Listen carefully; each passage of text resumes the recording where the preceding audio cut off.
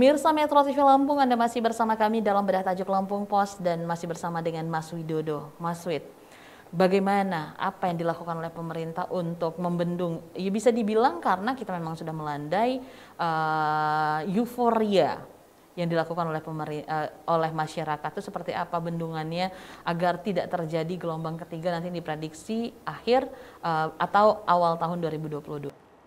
Yang pertama itu kan pelarangan penghapusan libur bersama Natal, Tahun Baru dan libur akhir tahun ya dihapus.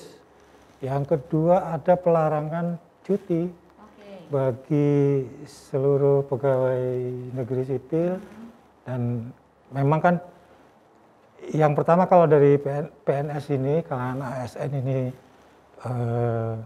sistem birokrasinya dikatakannya diubah sedikit, terutama tentang pengaturan hari libur, nanti akan mendorong sektor-sektor yang lain termasuk sektor swasta, sektor bisnis, nanti akan mengikuti kira-kira seperti itu kan. Dari pengalaman sebelumnya itu kita kan libur panjang ini memang menjadi persoalan serius. Kita ini contohnya ya tahun 2020 pada bulan Agustus itu ada libur panjang.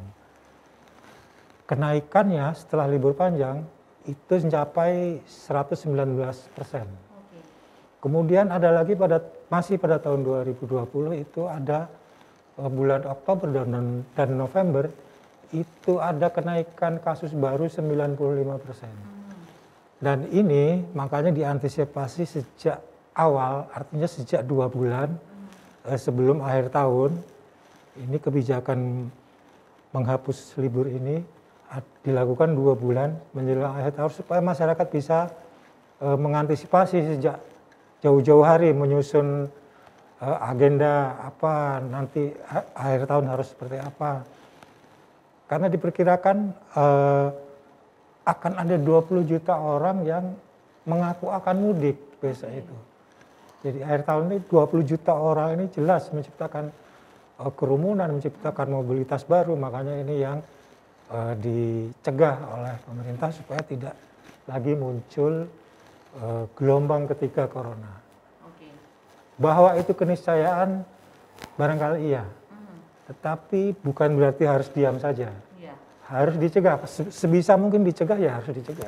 Oke, diprediksi 20 juta orang akan mudik, Mas Wid. Itu jumlah yang sangat banyak sekali gitu ya. Kalau memang itu bisa menjadikan kita berada di gelombang berikutnya untuk COVID-19. Nah, jadi apa yang sudah diberikan mungkin kepada masyarakat gitu, mungkin sosialisasinya atau adakah sanksi-sanksi yang diberikan nantinya jika memang orang-orang ini masih melanggar aturan itu, Mas Wid? Yang pertama bahwa teknis pelaksanaannya, pemerintah itu kan hanya melarang menghapus cuti bersama. Tetapi teknisnya nanti diserahkan ke pemerintah daerah dan Forkopimda misalnya. Pembatasan kendaraan di lokasi wisata. Dan salah satunya di Lampung, Pemkot Bandar Lampung itu berencana melakukan penyekatan kembali pada akhir tahun nanti. Ini salah satunya untuk mengurangi mobilitas supaya tidak terjadi kerumunan. Tetapi semua ini penting nggak? Penting. Penghapusan libur bersama Nataru, apakah penting? Penting. Kemudian pelarangan cuti bagi ASN, apakah penting? Penting. Sangat penting. Tetapi ada lagi yang lebih penting sebetulnya, yaitu kembali ke awal, memperketat protokol kesehatan 5M dan 3T. Itu yang paling penting. Oke, nah bagaimana komitmen dari pemerintah Provinsi Lampung atau Kota Bandar Lampung misalnya, Mas Wid, dalam penerapan penyekatan ini? Karena memang ini kan hitungan 2 bulan. 2 bulan sebenarnya kalau kita hitung waktu itu bukan waktu yang lama. itu akan segera tiba gitu pada saat itu. Bagaimana komitmen dari pemerintah provinsi sendiri, Mas Wid, akan hal ini? Kalau untuk teknis penyekatan kan nanti belum sekarang yang diputuskan, cuman sudah ada rencana kebijakan itu, dan ini yang harus didukung bersama oleh seluruh masyarakat juga, dan masyarakat juga terutama yang merayakan Natal dan Tahun Baru seharusnya ini menjadi kesadaran dari diri sendiri. Sudahlah, jangan mudik dulu, sudah jangan katakan ya silaturahmi atau apa, tetaplah di rumah. Jangan kemana-mana, walaupun seperti apapun jenuhnya di rumah, seperti apapun keinginan kita untuk bersilaturahmi, tetapi tetaplah menahan diri. Karena situasi ini, pandemi ini belum benar-benar selesai. Kita ini masih dalam ancaman pandemi semua. 20 juta tadi ya, 20 juta. 20 juta untuk orang yang mudik. Katakanlah untuk masuk ke Provinsi Lampung sendiri sudah ada penyekatan nanti misalnya dilakukan. Nah, bagaimana untuk tempat wisata sendiri, Mas Wid? Apakah nanti ditutup dulu sementara itu atau seperti apa? Karena tidak masuk ke Provinsi Lampung, tapi masyarakat Lampung sendiri di dalam itu seperti apa nanti? Makanya tidak ada pilihan lain kecuali mematuhi protokol kesehatan 5M dan 3T. Itu berarti pariwisata tetap boleh diperbuka? Tetap boleh dibuka, hanya harus ada pembatasan-pembatasan tertentu.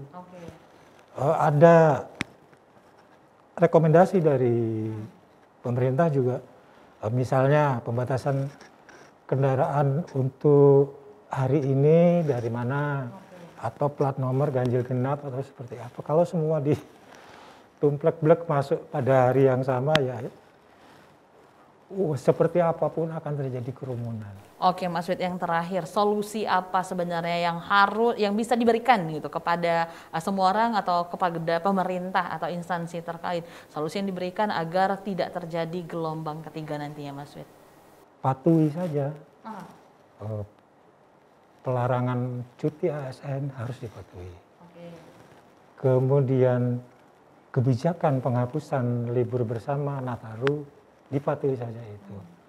Kemudian tetap untuk Pemda, vaksinasi harus dikejar sampai 70%. Benar bahwa divaksin itu bukan jaminan tidak terinfeksi, tapi minimal itu untuk membentengi diri. Makanya vaksinasi ini juga menjadi kunci, karena target dari nasional itu 70% ya. Kita berharap juga ini masih ada sisa 2 bulan, vaksinasi Lampung yang sekitar 40 sekian persen bisa terkejar sampai 70%. Jadi vaksinasi terus lakukan aturan-aturan ada itu diikuti, itu maka kita bisa bersama-sama untuk tidak membiarkan ada gelombang ketiga, seperti itu, Mas Wid. Mas Wid, nanti kita kembali untuk membahas trending topik apa saja yang di 3 platform Lampung Pos lainnya. Pemirsa Metro TV Lampung, jangan kemana-mana, kami akan kembali sesaat lagi. Tetaplah bersama kami.